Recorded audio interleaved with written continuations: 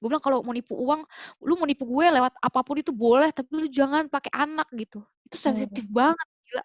Gue pulang gue ngomong sama laki gue, terus kata laki gue, "Ya tes lah." Gue nggak berani, gue tidur, pagi-pagi gue bangun, gue tes. Positif, Sah. Gila nggak lu? Mmm.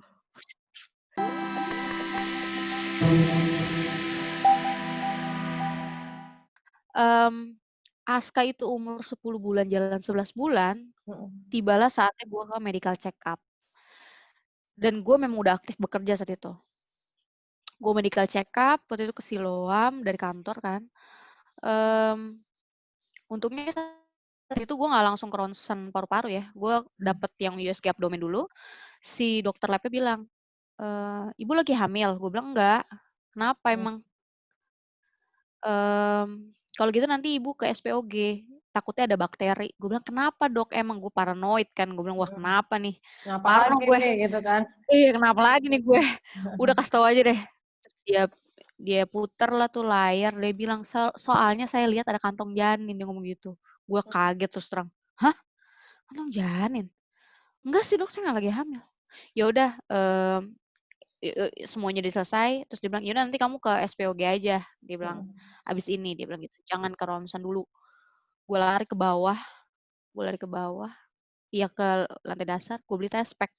Mhm. Gue gue ya udah gue tes, positif, Sah, positif. Itu nggak ada Lu bayangin tanda-tanda sih? yang tadi muntah-muntah Nggak apa segala ada macam nggak ada lagi nggak ya? ada nggak ada nggak ada. Yang ini bener-bener kayak silent aja tiba-tiba gue hamil. Ini ini bener-bener di luar dugaan dan sangat Mhm. cepat sangat cepat. Gue juga takut, Sah, terus Mhm. terang. Karena terlalu cepat juga gue takut, karena kan gue baru Mhm. banget operasi sesar kan. Iya iya. Iya kan, akhirnya gue langsung konsul tuh sama dokter Anti, dia juga kaget. Bahkan di saat itu dia ngomong, "Kamu kayak nggak happy ya Tan, hamil anak kedua?" Soalnya muka gue kayak capek banget, Sah, terus terang. Dan itu bener-bener sesuatu yang nggak gue plan, gue nggak expect, ya bukan berarti gue nggak bersyukur, gue bersyukur Mhm. banget, tapi memang saat itu gue syok. Jadi gue bener-bener nggak plan anak kedua saat itu, ya you know lah, I mean. Dapat 1 aja udah alhamdulillah gitu Iya, kan? betul.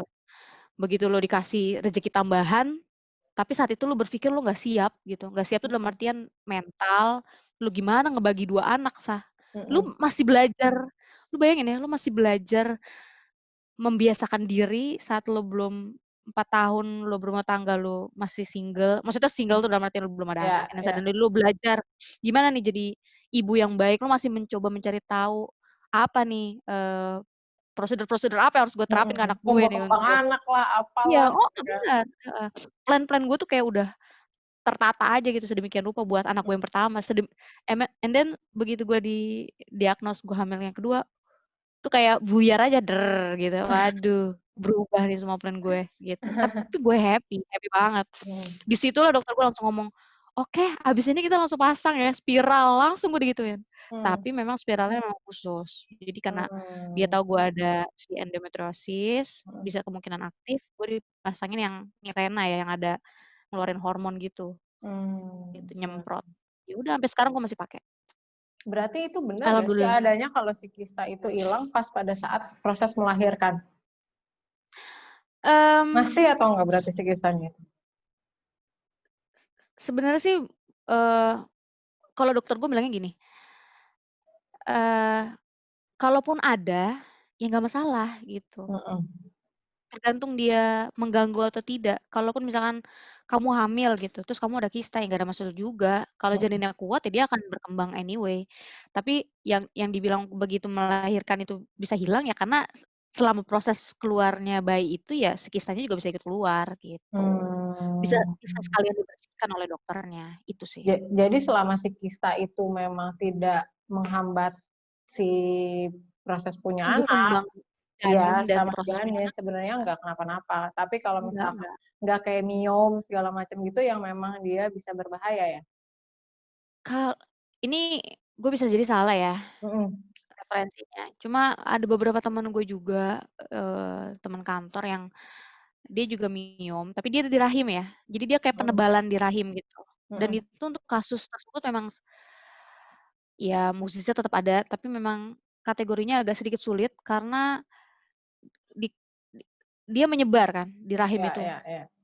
bulet-bulet gitu kan di rahim dan itu memang mengganggu pola atau siklus pada saat penanaman, ya itulah masuk si embrio-embrio itulah ya. Mhm. Dan itu memang agak sulit dilakukan. Ya mungkin perlu metode khusus ya seperti inseminasi, mungkin Ya, IVF ataupun prosedur lainnya gitu. ya, Tapi ya harusnya anything sih is possible ya, bisa gitu, bisa lah gitu. ya, ya. Harusnya.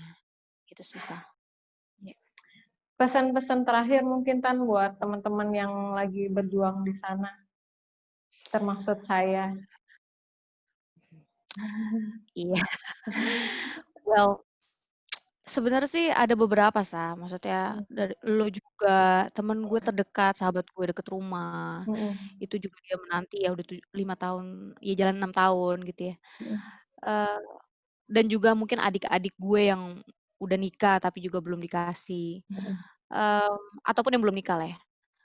Saran dari gue itu bener-bener terbuka aja sama diri lo sendiri. mhm, Jadi kalau lo ngerasain sesuatu di bagian tubuh lo yang menurut lo itu aneh atau di luar normal, jangan takut untuk lo datang ke dokter atau ke ahlinya dan jangan pergi ini menurut gue ya, jangan pergi ke kayak alternatif alternatif yang bisa jadi belum terbukti, apa ya, khasiatnya gitu ya. Jadi mhm, better ke dokter dulu gitu, secara medis itu apa gitu. Jadi jangan pernah takut even dulu belum nikah, lo ke dokter mhm, untuk ngecek, screening paling enggak gitu ya, USG gitu, lihat apa ada yang bermasalah di bagian, organ kewanitaan kita gitu ya, karena itu mhm, penting banget. Itu untuk wanita. Kalaupun udah menikah ya harusnya udah lebih aware lagi ya. mhm. Dan menurut gue nggak perlu malu karena menurut gue ini nggak lagi tabu untuk dibicarakan karena ada Ya, beberapa, temen gue yang kayaknya kalau gue ajak seterbuka ini dia kayak masih menutupi, mhm, ya masih menutupi. Jadi gue kadang suka kayak gue tuh tipikal yang kayak easy going banget bilang, "Ayo yuk ikut gue nih, gue mau ke dokter anti gue nih," gitu. mhm, "Ayo lu kalau mau sekalian gue daftarin nih, nanti USG bareng aja kita," gitu. Padahal mhm, sebenarnya maksud gue nggak ya balik lagi, gue juga melakukan itu juga lihat-lihat orang ya, nggak mungkin gue mhm, orang baru kenal gue gituin. Ini buat sahabat gue gitu. Jadi gue tahu dia harusnya nggak sakit hati sih gue gituin. Cuma memang dia tipikal yang mungkin malu kali atau pemalu atau gimana gue nggak ngerti. Gue bilang, "Jangan pernah takut untuk lu datang ke ahlinya untuk lihat gitu, apa yang salah dengan diri lo. Paling tidak lo mengamankan, insecure yang lo rasain mungkin ya. Karena kan kita wanita ya, biasanya ya, lebih berat nih biasanya bebannya gitu kalau di keluarga gitu, biasanya. Jadi jangan sampai lo memikirkan sesuatu yang sebenarnya secara medis nggak ada apa-apa gitu. mhm, Jadi paling nggak lo tahu dulu, itu sadar diri lo. Maksudnya terbuka dengan diri lo sendiri, itu satu. Yang kedua, ketika lo punya pasangan, pasangan lo juga harus bisa open.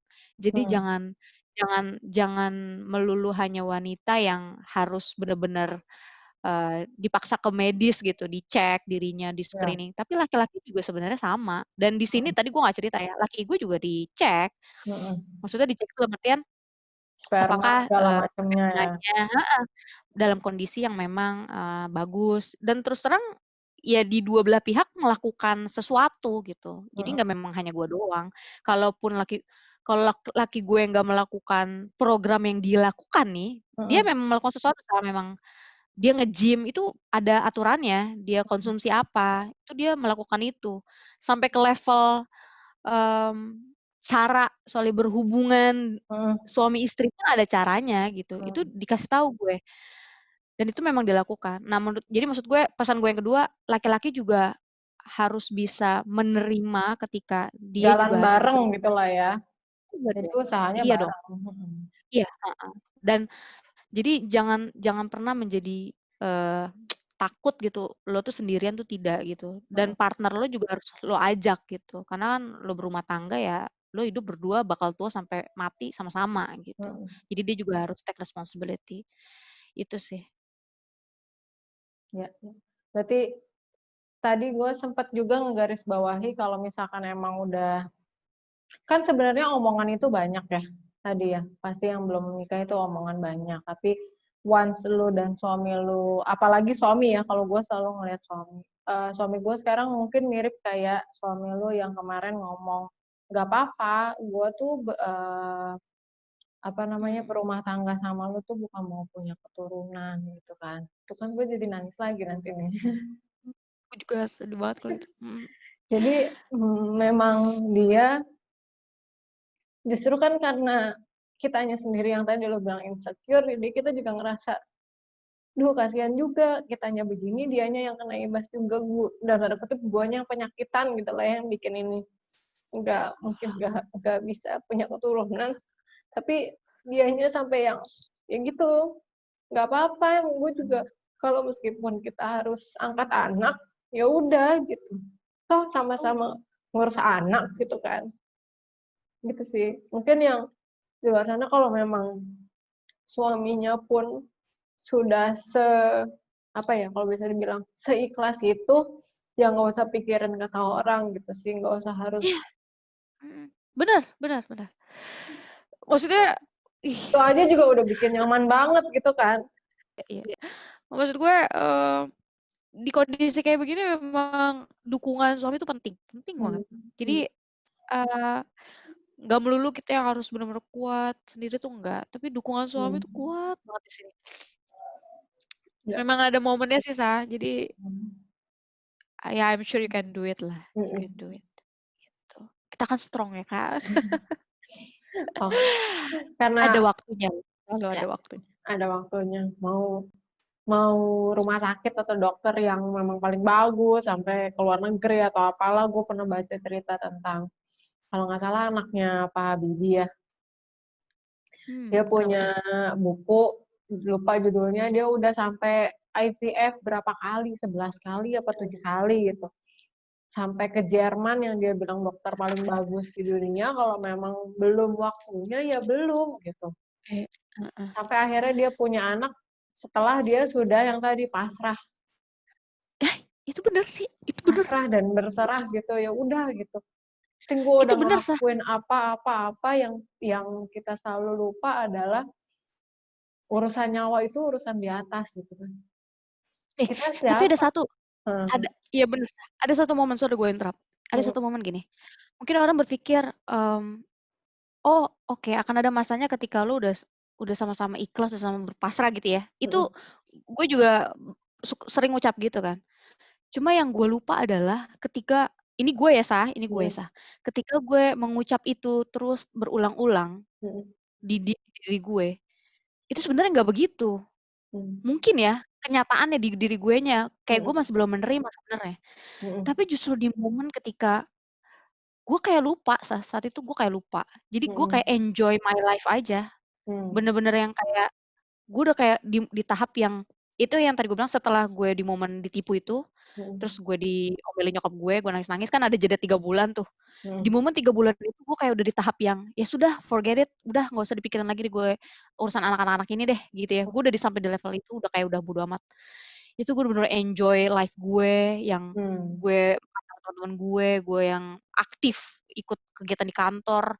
Gue udah kayak nggak peduli amat urusan gue harus ngapa-ngapain gitu. Itu bener-bener gue udah kayak lupa, gue udah lupa. Jadi kayak begitu gue dapet momen ya bener-bener kayak orang bego.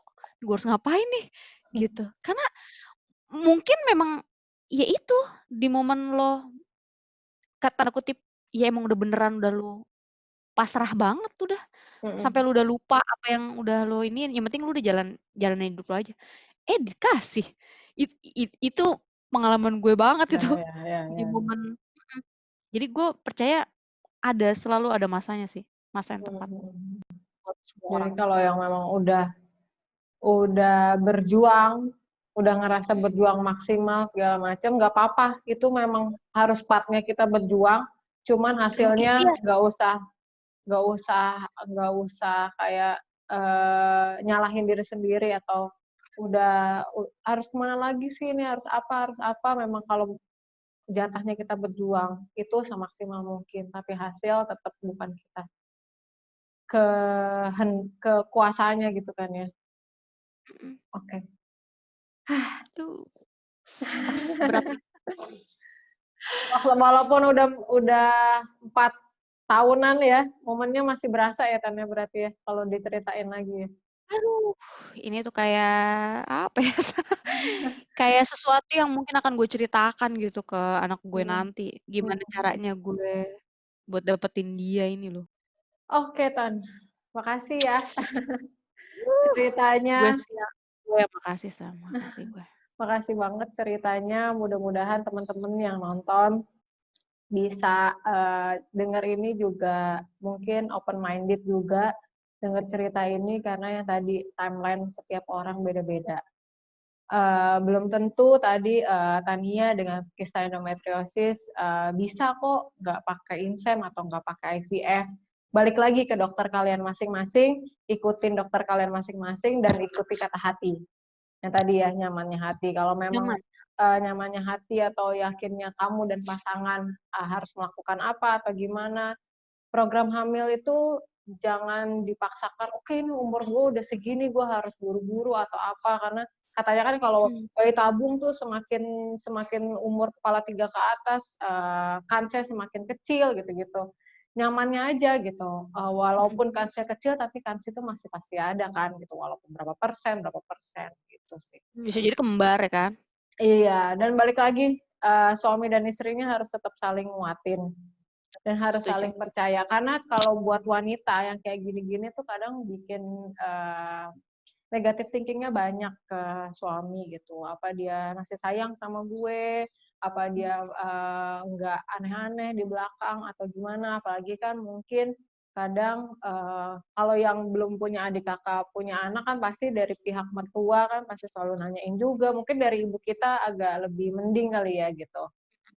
Mhm, Itu kalau bisa saranin sih mungkin kalau emang ngerasa itu toxic kayak yang tadi Tania bilang, udah nggak usah dipikirin sama sekali, even itu ibu sendiri atau mertua sendiri, bener-bener mhm. coba, bukan mengajarkan lost contact, tapi seperlunya aja gitu, supaya menghindari tadi kenyamanan diri masing-masing. Betul betul. Karena kan at the end of the day kita yang tahu lah ya, kita Iya, yang tahu. kita yang Heeh, ngerasain. iya kita yang ngerasain. Oke Itu Tan, sih Sa. makasih banyak ya Tan ya. Maaf ganggu waktunya Iya, di thank you. Ini tengah-tengah mendadak sih. WFH, di tengah-tengah WFH langsung di WhatsApp, "Tan, cerita Iya, dong," gitu kan. Nanti, heeh, ini, mudah-mudahan, akan tayang di YouTube channel-nya mengapapapa.id dan coba nanti, gua share ke kita punya grup, program, orang yang emang berjuang punya, 2 garis di situ banyak banget, nanti coba gua share juga cerita bareng sama Tania ini semoga bisa menginspirasi. Oke Tania, makasih banyak ya. thank you Dadah. Sa. Salam Sehat-sehat. buat Dian, buat Aska, buat Alea, sehat Siap siap. semuanya ya. Sukses Dadah. ya buat buka ID ya. Ya, Ya. makasih. Assalamualaikum. Nanti Waalaikumsalam kita ketemu waalaikumsalam. kalau udah mendingan keadaannya. Siap siap. Dah. Bye, ya. Jangan lupa like, komen, dan subscribe akun YouTube mamapapa.id agar Mamin bisa lebih semangat lagi untuk membagikan berbagai informasi untuk mams dan keluarga. Kalau mau nonton video yang lainnya, bisa klik di sini ya. Oke, mamapapa.id pamit dulu ya mams. Terima kasih.